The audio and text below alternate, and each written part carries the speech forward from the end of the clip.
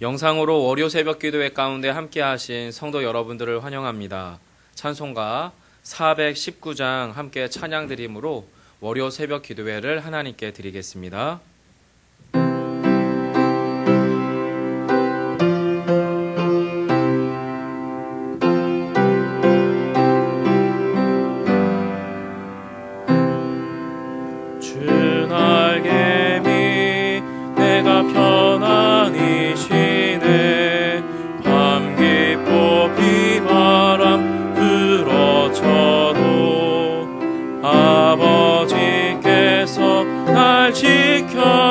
지켜주시니 거기서 평안히 쉬리로다. 주 날개미 편안하다. 그 사랑 그늘 자니뇨. 주 날개미 내 쉬는 영혼 영원히 거기서 살리. 주 날개미 나의 피난처 되니 거기서 쉬기를 원하노라. 세상이 나를 위로치 못하나 거기서 평화를 주 날개미 편안하다. 그 사랑 그늘 자니뇨. 주 날개미 내 쉬는 영혼 영원히 거기서 살리. 주 날개미 참된 기쁨이 고달픈 세상 길 가는 동안 나 거기 숨어 돌보심을 받고 영원한 안식을 얻으리라. 주 날개미 편안하다. 그 사랑 그늘 자니뇨.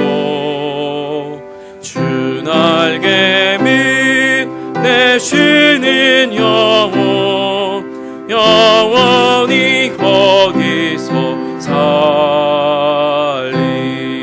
살리. 아멘. 오늘 함께 나눌 하나님의 말씀은 누가복음 15장 25절로 32절의 말씀입니다. 큐티책 64면에 누가복음 15장 25절로 32절의 말씀 저희가 함께 합독하도록 하겠습니다.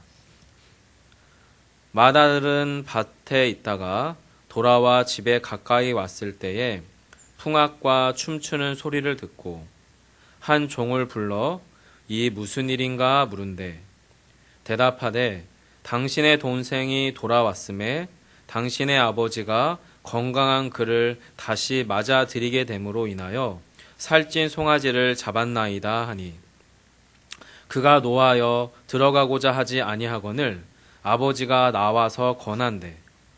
아버지께 대답하여 이르되 내가 여러 해 아버지를 섬겨 명을 어김이 없거늘 내게는 염소 새끼라도 주어 나와 내 벗으로 즐기게 하신 일이 없더니 아버지의 살림을 창녀들과 함께 삼켜버린 이 아들이 돌아오매 이를 위하여 살찐 송아지를 잡으셨나이다. 아버지가 이르되 애 너는 항상 나와 함께 있으니 내 것이 다 내 것이로되 이 내 동생은 죽었다가 살아났으며 내가 잃었다가 얻었기로 우리가 즐거워하고 기뻐하는 것이 마땅하다 하니라. 아멘. 여러분께서 방금 읽으신 본문은 저희가 너무나도 잘 알고 있는 또 많이 익숙한 탕자의 비유라고 하는 본문입니다. 그리고 이 비유의 출발점은 누가복음 15장 1절과 3절을 통해서 알게 되는데요. 잠시 1절로 3절의 말씀을 읽어드리겠습니다. 모든 세리와 죄인들이 말씀을 들으러 가까이 나아오니 바리새인과 서기관들이 수군거려 이르되 이 사람이 죄인을 영접하고 음식을 같이 먹는다 하더라. 예수께서 그들에게 이 비유로 이르시되, 여러분께서 읽으신 누가복음의 탕자의 비유도 또 그 앞에 있는 잃어버린 양이나 드라크마에 대한 비유 역시도 그 배경, 그 비유의 출발점은 1절부터 3절의 이야기입니다. 무슨 말씀인가요? 예수님께서 말씀을 전하시는데 그 말씀을 사모하며 예수 그리스도를 만나기를 고대하는 세리와 많은 죄인들이 예수님의 말씀을 들으러 찾아왔다라고 이야기합니다. 그리고 그 이전에 이미 아마 예수님과 같이 있었던 것 같아요. 바리새인과 서기관들이 이미 와 있었던 자신들의 그 공간 안으로 이 세리와 죄인들이 정말로 우수수 찾아오자 그것이 못마땅했던 것 같습니다. 그래서 예수에 대해서 이렇게 수군거리죠. 이 사람이 죄인을 영접하고 음식을 같이 먹는다. 이것이 본문의 출발점입니다. 그것에 대한, 그 상황에 대한 바리새인과 서기관들이 죄인이라 불리는 세리라고 불렸던 그 사람들을 향한 그 태도 안에서 예수님께서 그 상황에 대한 비유로 오늘 본문의 이야기들을 했다는 거죠. 달리 말하면 세리와 죄인들이 예수님과 함께하는 것을 도무지 받아들일 수 없었던 바리새인이나 서기관들의 너무나도 지독한 영적인 결벽주의나 또는 맹목적이고 너무나도 비복음적인, 즉 예수님이 이 땅에 오신 목적을 도저히 이해하지 못하는 태도에서 나오는 분리주의에 대한 경계로부터 오늘 본문들이 시작된다라고 하는 겁니다.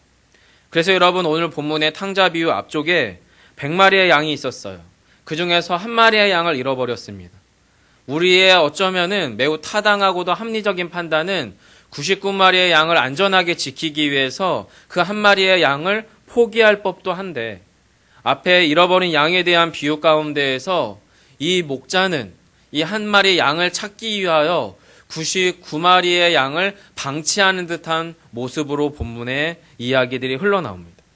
어찌되었든 여러 가지 우여곡절 가운데서 그 잃어버린 양 한 마리를 되찾았을 때에 그 목자가 그 양으로 인하여 크게 기뻐하고 크게 행복해했다는 이야기가 앞에 비유에 등장하죠. 그리고 한 여인이 10드라크마라고 하는 매우 작은 돈을 가지고 있었습니다. 그런데 그 돈 가운데에서 1드라크마를 잃어버렸어요.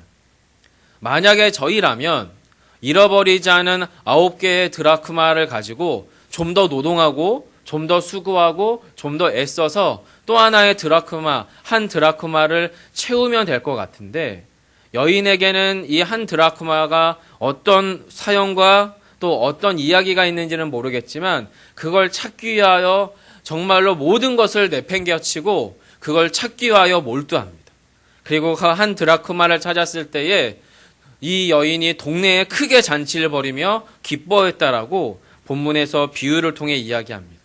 그리고 이 두 개의 비유를 통해서 예수님은 정말로 회심한 한 사람의 영혼, 주님께로 돌아온, 아버지 하나님께로 돌아온 죄인에 대한 아버지의 기쁨, 하나님 아버지의 기쁨이 얼마나 큰지를 저와 여러분에게 너무나 잘 보여주는 비유지요. 그리고 이 비유 가운데에서 오늘 이 탕자의 비유는 보다 더 실제적이고 너무나도 노골적이고 직접적인 비유를 통해서 본문에 등장하는 두 명의 탕자 이야기를 통해 시작이 됩니다. 그리고 오늘 본문은 그 두 명의 탕자 중에서 특별히 집 안에 있는 탕자였던 큰 아들에 관한 이야기지요. 성도 여러분, 탕자의 비유에는 두 명의 탕자가 있다라고 말씀을 드렸습니다. 아버지의 재산을 미리 얻어서 먼 타국으로 가서 모든 것을 탕진하고 자신의 몸과 영혼까지도 망가져 버렸지만 다시 아버지께로 돌아온 둘째 아들인 탕자와, 그리고 단 한 번도 아버지의 곁을, 아버지의 가정을 떠난 적은 없지만 그 역시도 단 한 번도 아버지 하나님의 마음을 충분히 헤아려 본 적이 없었던 집안의 탕자, 바로 큰아들에 관한 이야기가 오늘 본문이라는 거죠.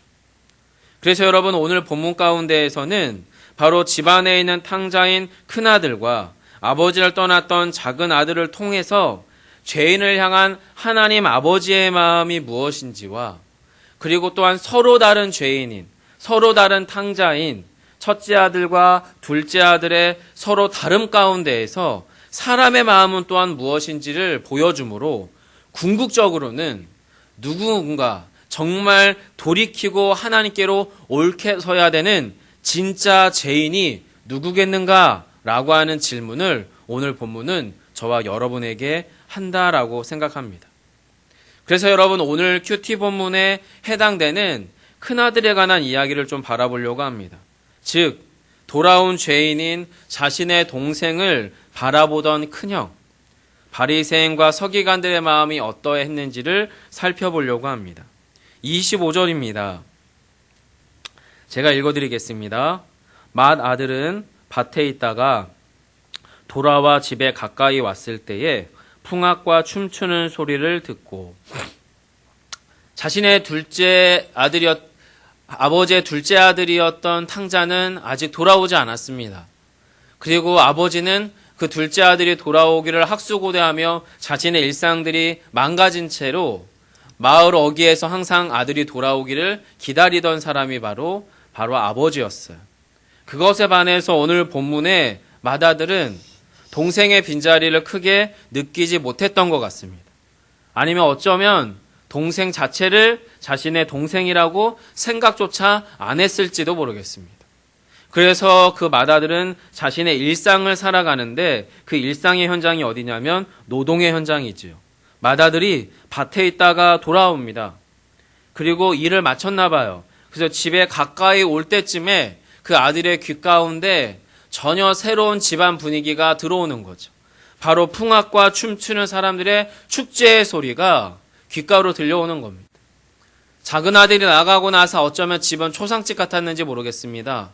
집이 너무나도 고요하고 너무나도 적막했던 집인데 갑자기 그 집이 시끌벅적해지는 거죠. 풍악이 울려지고 춤추는 사람들의 소리들이 들리면서 이 아들은 당황합니다. 그리고 집 안에 들어가기도 전에 한 종을 불러다가 이 상황이 무슨 상황인지를 묻게 됩니다. 그리고 그렇게 물었을 때에 종의 대답이 27절로 28절에 있습니다. 대답하되 당신의 동생이 돌아왔음에 당신의 아버지가 건강한 그를 다시 맞아들이게 됨으로 인하여 살찐 송아지를 잡았나이다 하니 그가 노하여 들어가고자 하지 아니하거늘 아버지가 나와서 권한대. 여러분 본문에 보면 큰아들이 크게 노하였음에 대해서 이야기합니다. 동생이 돌아왔어요. 그것도 건강한 채로 돌아왔습니다. 다시 회복의 이야기들이 시작될 수 있는 가정입니다. 기쁨의 이야기들, 축제의 이야기들, 진짜 집이 될 수 있는 이야기들의 가능성이 열린 현장이에요. 그런데 그 현장이 치욕스럽게도 너무나도 원통하고 분노 어린 상황으로 그 상황에 들어오는 유일한 사람이 있는데 그가 바로 큰아들, 바로 맏아들이었습니다. 그가 분노했어요. 어느 정도로 분노했냐면 이제 일을 마치고 피곤해서 자신의 집으로 들어가 편히 쉬어야 되는 그 노곤한 몸임에도 불구하고 집 안으로 단 한 발자국을 들어갈 생각조차 하지 않을 정도로 노기가 충천합니다. 그리고 그 분노가 얼마나 큰지 심지어는 아버지가 동생과의 축제 현장에서 몸을 일으켜서 집 밖으로 나와 그 아들과 함께 들어가자라고 권면해야 될 정도로 아들은 심한 분노 감정 가운데 사로잡혀 있게 됩니다. 그 분노의 이유가 무엇이죠? 그게 여러분 29절과 30절입니다. 아버지께 대답하여 이르되 내가 여러 해 아버지를 섬겨 명을 어김이 없거늘 내게는 염소 새끼라도 주어 나와 내 벗으로 즐기게 하신 일이 없더니 아버지의 살림을 창녀들과 함께 삼켜버린 이 아들이 돌아오매 이를 위하여 살찐 송아지를 잡으셨나이다. 성도 여러분, 큰아들의 분노의 본질적인 이유가 무엇입니까? 본문에서 아버지에게 자기가 대답하는 이야기는 크게 세 가지입니다. 여러 해 동안 아버지를 섬겼다는 거예요. 그리고 아버지의 명령을 단 한 번도 어긴 적이 없는 나에게는 아버지께서 해주신 게 아무것도 없다는 거예요. 본문에서 송아지를 잡았는데 자신을 위해서는 염소 새끼를 주어서 벗과 함께 즐기라고 한 적조차 없었다라는 거예요. 그리고 또 한 가지는 이 아버지의 살림, 소위 말하는 재산에 대한 아들의 시선입니다. 30절 앞부분에 아버지의 살림이라고 표현됩니다. 동생이 가지고 간 재산은 아버지의 살림이라는 거죠. 성도 여러분, 우리의 상식적인 경제 논리 가운데에서는 이것이 아버지의 살림일 수도 있어 보이겠지만 분명히 우리가 예전 성경의 이 본문에 대한 설교들을 들어서 아시겠지만 큰아들과 작은아들에게 부모가 물려주는 재산의 분깃은 마땅히 자녀가 아버지에게 요구할 수 있는 권리를 가진 것입니다. 다만 문제는 아버지가 죽은 후에 자신의 분깃, 자신의 재산을 요청해야 되지만 이 무례하고 무도했던 작은아들은 생전에 자신의 몫을 요청했다라고 하는 것이 문제죠. 그런데 더 큰 문제는 이 큰아들은 이것이 동생의 몫이라고 생각해 본 적이 한 번도 없어 보여요. 즉 아버지의 살림이죠. 동생의 것이 아닌 아버지의 것. 더 매우 궁극적으로는 그건 역시도 아버지가 나에게 주어야 할 그것이었던 것 같습니다. 동생에게 내어줄 몫은 전혀 없는 거죠. 큰형인 자신이 다 독점해야 되는 아버지로부터 온 나의 살림이어야 될 그것을 동생이, 이 무도하고 패역한 동생이 창녀들과 삼켜 먹었다라고 이 큰아들은 그 상황을 받아들이는 거예요. 그러면서 그 큰아들은 아버지의 소유는 아버지의 것이고 궁극적으로는 나의 것이지만 이것이 작은아들을 통해서 소진된 것이 너무 속상한데 그 상황에서 심지어는 또 집안에 있는 송아지를 잡는 거예요. 큰아들의 분노가 극에 달해 있습니다. 그리고 그 이유는 뭐냐면 아버지와의 관계에 대한 심각한 오해였습니다. 큰아들과 아버지의 관계는 어떠합니까? 아버지는 어떠했는지 상관없겠지만 큰아들은 철저하게 아버지와 노동의 관계였습니다. 그리고 아버지의 재산은 자신의 노동에 대한 보상이요 대가였는데 그것을 아버지가 자신과 논의조차 없이 일방적으로 작은 아들에게 줘버린 것에 대한 분노 감정입니다. 결국에 아버지로부터 누려야 될 그 모든 것들을 충분히 누리지 못한 상태로 그냥 기계처럼 노동하고 수고할 뿐입니다. 아버지의 관계 안에서 평안도 없고요. 기쁨도 없습니다. 심지어는 사랑에 기초한 아버지와 아들의 관계, 형과 동생의 관계조차도 상실해버리고 말았습니다. 이유는 무엇입니까? 그가 게을러서인가요? 그렇지 않습니다. 그가 아버지와의 관계에서 멀리 떠나 있었기 때문인가요? 그렇지 않습니다. 더 본질적으로는 아버지와의 가장 본질적이고 원초적인 진짜 사랑의 관계 안으로 들어가지 못했기 때문에 그렇습니다. 아버지를 깊이 이해하거나 깊이 사랑하지 못했기 때문에 아버지의 재산일 뿐이에요. 그리고 자신은 그것에 대한 노동의 대가로 그것을 그냥 그 보상으로 받을 뿐인 아들의 마음이었어요. 그리고 그런 큰아들이기 때문에 자신과 다른 동생은 너무나 못마땅합니다. 너무나 형편없습니다. 너무나 천박하고 너무나도 저질스러운 존재가 둘째 동생이었습니다. 자신과 다른 동생을 도무지 받아들일 수 없는 결벽이 생깁니다. 그리고 맹목적이고 파괴적으로 그 동생과 자신을 분리해냅니다. 성도 여러분, 바리새인과 서기관들의 모습 속에서 우리 스스로는 우리의 신앙생활과 우리 안에 혹여 있을 건강하지 못한 믿음의 요소를 발견해내야 될 줄 믿습니다. 누군가를 반목하고 질시하고 서로 분리하고 결벽적으로 서로를 나누는 그런 파당에 관한 이야기를 이야기하기 이전에 먼저 이 본문이 우리에게 던지는 질문은 진실로 우리의 믿음이, 우리의 신앙이, 우리의 삶이 충분히 하나님 아버지와의 사랑의 관계 가운데 있느냐라고 하는 질문입니다. 진실로 큰아들이 하나님과의 깊은 사랑의 관계 안으로 깊이 들어가 있었다면 그에게 노동은 노동이 아니라 아버지와의 관계 안에서 사랑의 표현이 될 수 있었을 겁니다. 큰아들이 진실로 하나님 아버지와의 깊은 영적 관계 가운데 있었더라면 하나님의 사랑을 저버리고 그리고 하나님 아버지의 사랑을 깨트려 버렸던 둘째 아들을 향한 애끓는 마음, 애달픈 마음, 즉 아버지 하나님의 마음을 이 큰아들은 가지고 있을 수 있었을 거예요. 하지만 이 큰아들은 본질적으로 하나님과의 깊은 사랑의 관계로부터 떠나 있었던 탕자입니다.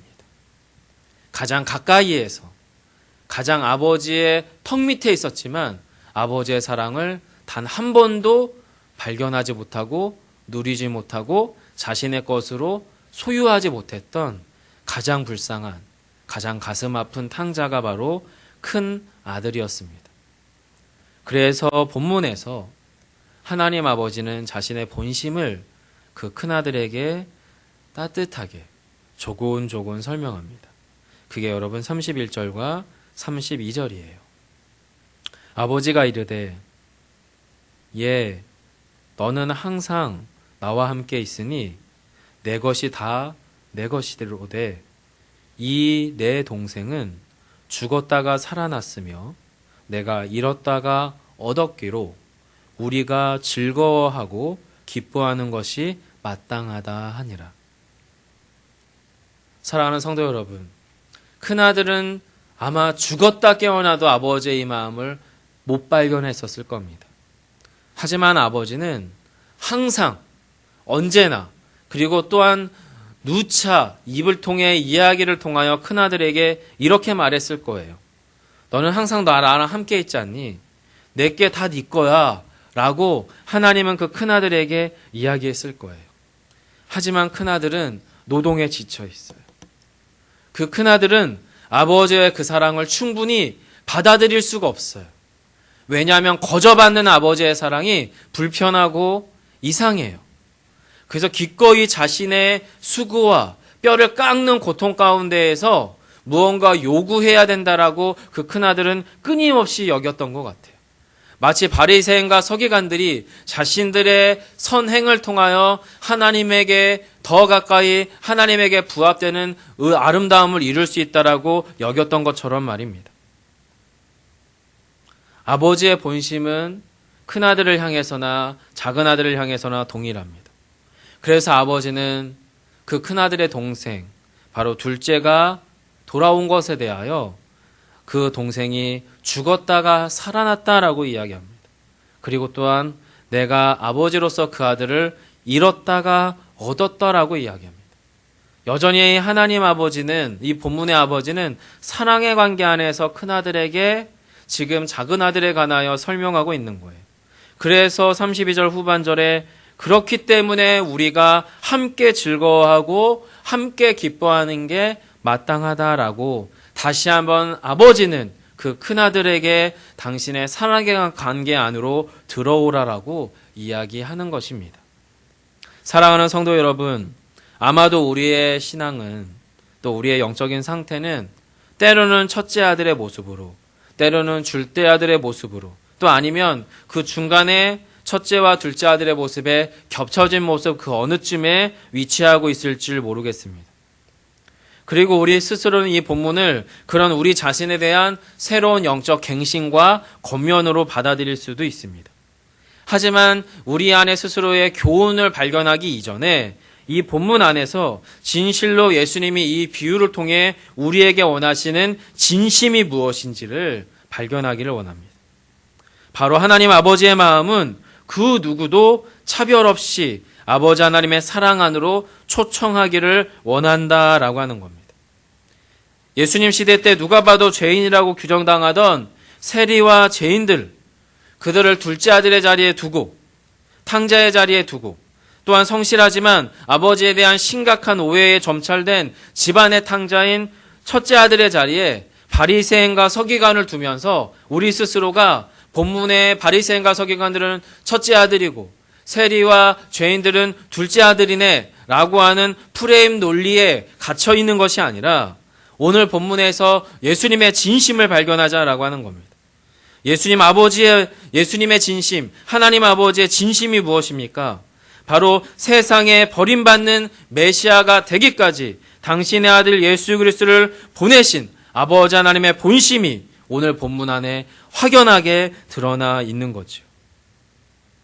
그리고 그 풍성한 사랑, 그 끊을 수 없는 사랑, 그리고 그 놀랍고도 넘치는 은혜는 이 치열한 우리의 코로나 시국의 현장 안에서 도무지 그 사랑을, 도무지 그 은혜를 느낄 수 없다고 느낄 만한 우리의 삶의 현장에서조차도 이미 이것은 우리 안에 진리가 되었습니다. 성도 여러분, 하나님 아버지는 이미 저와 여러분을 첫째 아들의 자리에서나 둘째 아들의 자리에서나 이미 충분히 기꺼이 사랑하고 계십니다. 여러분에게 때로는 율법적인 첫째 아들의 모습이, 때로는 무분별하고 신앙의 방종 가운데 놓여있는 둘째 아들의 모습이 있을지라도 우리가 그 어떠함에 기초하지 마시고 하나님 아버지의 사랑의 기초에서 오늘 한날도 그 사랑 안에서 거하고 그 사랑을 맛보고 살아가는 오늘 한날이 되시기를 간절히 소망합니다. 기도하겠습니다. 우리의 일상의 모든 삶에 생명의 기초가 되시는 하나님, 계속되는 코로나의 어려움 가운데에서 우리의 삶이, 우리의 예배가 위협받습니다. 그럼에도 이미 우리는 하나님 아버지의 사랑 안에 있음을 고백합니다.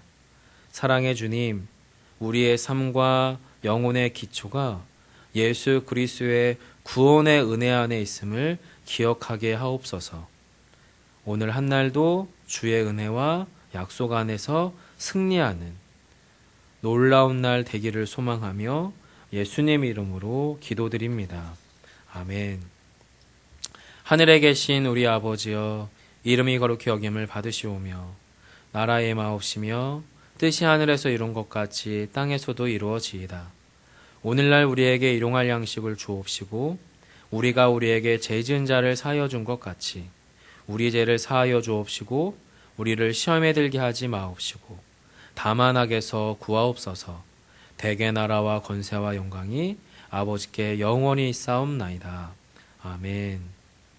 함께 마음 모아 기도하기를 원합니다. 여전히 코로나의 위협과 공포, 두려움이 우리 안에 존재하지만 시간이 더 지날수록 우리보다 연약한 자, 우리보다 약한 자들을 들여다보고 살필 수 있는 사랑의 여력이 우리 안에 있기를 위해서 기도하고요. 서로에 대한 배타심이나 의심이 넘쳐날 수 있는 현실이지만 그 현실 가운데에서도 여전히 아버지의 그 풍성한 사랑을 누리고 있는 존재로서 오늘 한날도 살아가길 위해서 기도하기 원합니다. 또한 지속적인 기도의 제목인데요.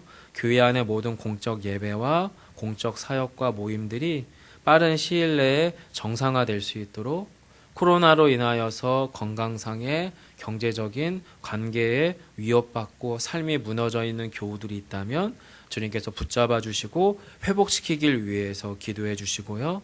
우리나라를 포함한 모든 세계 열방 가운데 코로나의 위협과 어려움 가운데에서 속히 벗어날 수 있는 은혜가 있기를 위해서 함께 기도하시고 개인의 기도의 제목들을 따라 기도하신 후에 일상으로 돌아가겠습니다.